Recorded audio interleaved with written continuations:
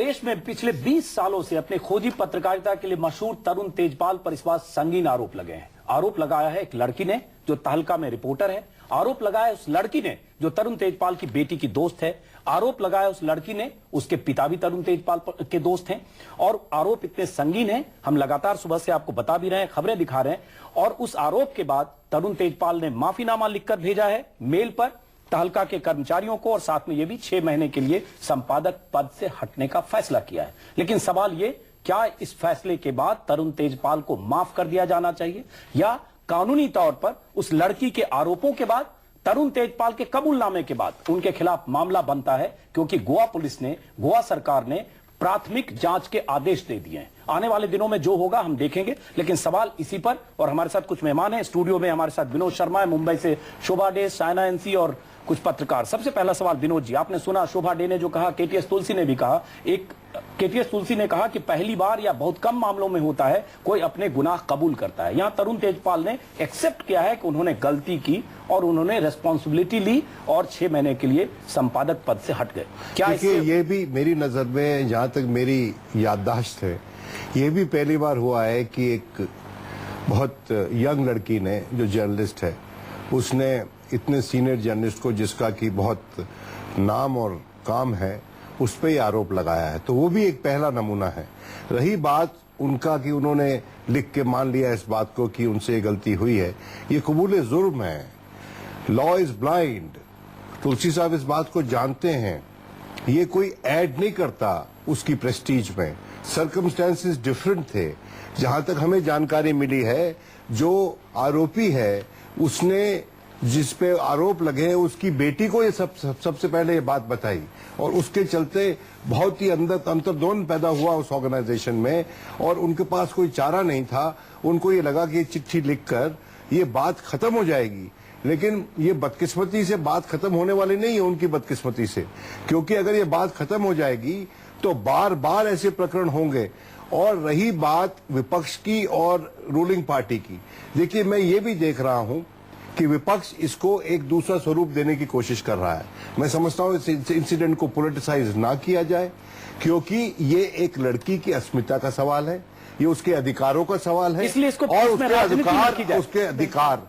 देखिए, मैं ट्विटर पे रहता हूं और मैं देखता हूं बहुत बार जो हमारी महिला पत्रकार हैं, जब वो कुछ ऐसा बोलती हैं टेलीविजन पे या कुछ ऐसा लिखती हैं जो उनके साथ गाली गलौच होता है, और वो किसी के इशारे पे होता है, ऐसा हम जानते हैं। भले ही एक पॉलिटिकल पार्टी और दूसरी पॉलिटिकल पार्टी, इशारा आपकी तरफ है कि इस पर राजनीति नहीं होनी चाहिए। संक्षिप्त जवाब, उसके बाद शोभा डे के पास जाऊंगा। शाइना एनसी, बीजेपी अचानक क्यों सक्रिय हो गई? कभी ऐसा नहीं होता कि मीनाक्षी लेखी जैसी वरिष्ठ बीजेपी नेता अचानक दोपहर में 12 बजे आए और शॉर्ट नोटिस पर प्रेस कॉन्फ्रेंस करें। आज ऐसे प्रेस कॉन्फ्रेंस हुआ जैसे देश में बहुत बड़ा मामला हो गया। और कल जब मोदी पर हम सवाल पूछते हैं तो आप बीजेपी के 1 दर्जन नेताओं से हम संपर्क करते हैं, कोई स्टूडियो डिबेट में हिस्सा लेने नहीं आता है। तो अचानक इस पर राजनीति क्यों शुरू हो गई?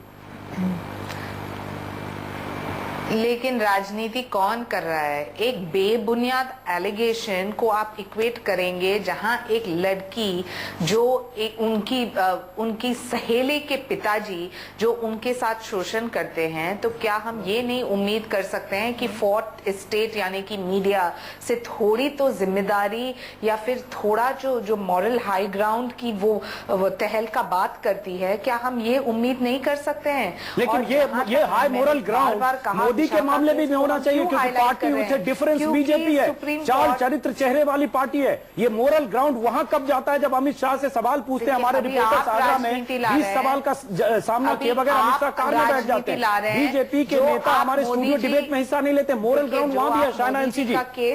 वन साइडेड मोरल ग्राउंड नहीं हो सकता है जो आपको सूट कर, सेलेक्टिव मोरल ग्राउंड हो सकता है क्या शाइना एनसी? आप सवाल कीजिए फिर मैं जवाब देती हूं। जवाब दीजिए। आप सवाल कीजिए फिर मैं जवाब देती हूँ। जो आप बेबुनियाद एलिगेशंस, यानी कि जिस ढंग से कंस्पिरेसी और एक साजिश जो मोदी जी के प्रति, जहां एक लड़की ने कंप्लेनेंट तक नहीं है वो, वहां आप ये इक्वेट करना चाहते हैं ये केस से, तो मुझे लगता है ये बिल्कुल गलत है। हम कोई राजनीति नहीं करना चाहते हैं।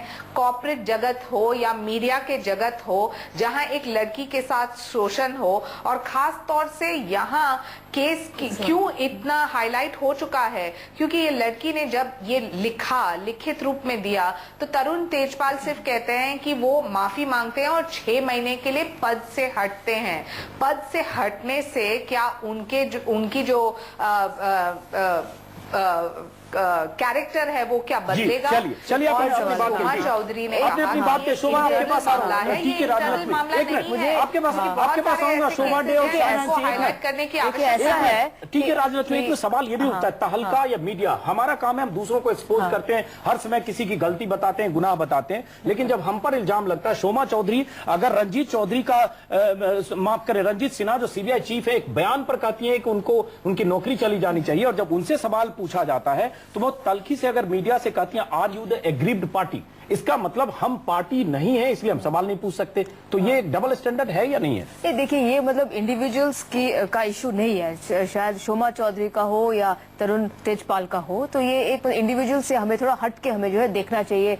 ये मुद्दा अभी सामने आया है कि मीडिया में भी ऐसा होता है, ये हमें एक्सेप्ट जो है कर लेना चाहिए कि ये बहुत ही आम बात है जिसपे जो है मीडिया ऑर्गेनाइजेशन से ध्यान जो है नहीं दिया है। तो चाहे वो मतलब इसको खोजी पत्रकारिता जो तहलका ने किया, इससे जो है हटके हमें देखना चाहिए, हमें ये नहीं करना चाहिए वो जर्नलिस्टिक में जो उन्होंने काम किया वो सैल्यूट करने वाला है। बिल्कुल ये दो अलग चीजें हैं। और जो बीजेपी ने इसको जो उठाया है, भाई हम तो चाहते हैं कि वो महिला रिजर्वेशंस का जो मुद्दा है उसको भी क्यों नहीं इतने जोर शोर से उठाए, और इतने सारे मुद्दे हैं महिलाओं को लेके, आज तक तो इन्होंने इतना बड़ा प्रेस कॉन्फ्रेंस नहीं किया। हम तो चाहते हैं कि वो हर सवाल महिलाओं पर जो आए वो उसको बहुत ही बढ़ चढ़ के उठाए, बहुत अच्छा रहेगा जो महिलाओं के लिए।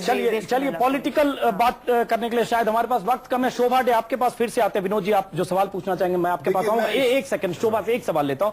शोभा डे, जो हमारे पास चिट्ठी है उस लड़की की, चिट्ठी जो उसने लिखी है, जो मेल पर भेजा, उसके बाद उस चिट्ठी को 3 दिन देखने सुनने के बाद जब शायद उनके पास कोई ऑल्टरनेटिव नहीं था, तब उसके बाद शोभा चौधरी को एक मेल लिखा और उसके बाद उन्होंने 6 महीने के लिए स्टेप डाउन किया। उस चिट्ठी में उस लड़की का पेन है, वो लड़की लिखती है किस ढंग से 2 बार अटेम्प्ट किया गया, उम्र का फासला आप समझ सकती हैं, लेकिन उसके बाद भी हुआ और उन्हीं के इवेंट में, तहलका के इवेंट में। इससे लगता है कि वर्क प्लेस पर इस तरह का शोषण होता है। एक घटना सामने आई, ऐसी बहुत सारी घटनाएं होती होंगी जब लड़कियां डर से सामने नहीं आती हैं। जी हाँ, ये जो लड़की है, जो इसने बहुत हिम्मत दिखाई है, जब वो आगे आके उसने जो पूरा कोरॉबरेट किया है, ऐसे नहीं कि उन्होंने वाइल्ड एलिगेशंस किए हैं। It takes a lot of guts to come forward and make these charges, और वो अच्छी तरह समझती है कि उसके रेपरकशंस भी क्या होंगे। बिकॉज एक उनकी लाइन उस चिट्ठी में उन्होंने लिखी है कि तरुण जी ने उनको कहा कि this is the easiest way to keep your job. उसका मतलब क्या है कि अगर आप मेरे खिलाफ कुछ कहेंगे, इट्स अ वेल्ड थ्रेट और an attempt to blackmail a young girl, a young employee. To me it's a big issue of abuse of power and position. और ऐसे भी होता है कि men in positions of power, whether in media, corporate politics and otherwise, उनको ऐसे लगता है कि ये उनका प्रिविलेज है, कि ये it's the perks of the job, कि they can do it because they can get away with it. पर अगर ये लड़की ने ये सबके सामने लाया है, ये जो केस है, it will raise a lot of questions, very important questions about the security of women in the work place. My concern is about that, how do we make women more secure in the work place. और आजकल के जमाने में इतनी सारी औरतें जो आ रही हैं, आगे बढ़ना चाहती हैं, उनके जो सपने हैं, उनके ड्रीम्स और एस्पिरेशंस हैं, ये ठुकरा जाएगा, because if nobody wants to make them. और मुझे लगता है बहुत बड़ा इशू इसलिए भी है कि अभी हमने कुछ दिन पहले देखा कि एक इंटर्न ने सुप्रीम कोर्ट के एक जस्टिस पर आरोप लगाए, हालांकि बाद में वो मामले ने तूल पकड़ा और इस इंटर्न ने माफी भी दे दी, लेकिन इसका मतलब अलग अलग top to bottom different level पर होता है। बहुत मुश्किल से कोई लड़की हिम्मत कर पाती है, लेकिन अगर उसके पीछे देखें, पर्दे के पीछे न जाने कितनी लड़कियों के साथ ऐसा होता है अलग अलग जगह पर। विनोद शर्मा, देखिए बात यह है कि एक मैं मुख्तसर सी बात करना चाहता हूं, लिमिटेड बात। देखिए जो केस है तहलका का और जो केस है गुजरात रिलेटेड, दोनों इनडिफेंसिबल हैं, दोनों सुप्रीम कोर्ट की डायरेक्शंस की वायलेशंस हैं। हमको ये बात मान के चलना चाहिए, और हमको कम से कम ये ना दिखाएं कि 2 wrongs मेक अ राइट, और चुस्की लेके बात ना करें कि तरुण तेजपाल के जो एक्सपोजेस थे उससे कांग्रेस को मदद मिली और किसी और पॉलिटिकल पार्टी को नहीं मिली, इसके चलते हम चुस्की न लें, क्योंकि हम इस इशू को किसी पॉलिटिकल कलर दिए बिना देखें, क्योंकि हमारी माताएं, बहनें, बेटियां सब वर्क प्लेस पे जाती हैं और ये जो केस है, इस केस से संवेदना हम कर सकते हैं क्योंकि हम उसके पिता को जानते हैं, हम उस आदमी को जानते हैं विनोद जी, जिसने लेकिन हम काम नहीं भी किया। जानते तो भी एक लार्जर इशू है। देखिए, ये हमारे लिए बड़ा शायद ये शौक है। लड़की हिम्मत जिसको कर आप पाई, जानते हैं, हिम्मत वो कर पाई। सकता है। It is a larger issue, ये बहुत ही संक्षिप्त। एक लार्ज इशू है जिसमें ये जो मुद्दा आता है कि जो है मीडिया जो ऑर्गेनाइजेशंस है उनमें इस टाइप की कमिटियां का तुरंत गठन जो है होना चाहिए, बिल्कुल देर नहीं होना चाहिए और इस पे इनको एकदम एक्शन जो है लेना चाहिए। ये एक वेकअप कॉल है। ये निर्मला सावंत, माफ करें देर से आपके पास आ रहा हूं, एनसीडब्ल्यू की मेंबर है, माफ करें कई मेहमान थे इसलिए देर हुई आपके पास दोबारा आने में। निर्मला जी, अब महिला आयोग का अगला कदम क्या होगा? सबसे पहले मैं आपसे एग्री करती हूँ क्योंकि आपने इसमें बहुत अच्छा स्पष्टीकरण दिया था। विनोद जी ने भी बहुत अच्छा स्पष्टीकरण दिया था कि इसमें तरुण तेजपाल जी को ये लगा कि ये मामला है वो रफा दफा होगा, मैं माफी मांगूंगा, मैं मीडिया का हो तो कुछ होने वाला नहीं है। और शोमा चौधरी की भी ये जो उनका एक रोल था वो बड़ा इनइफेक्टिव रहा।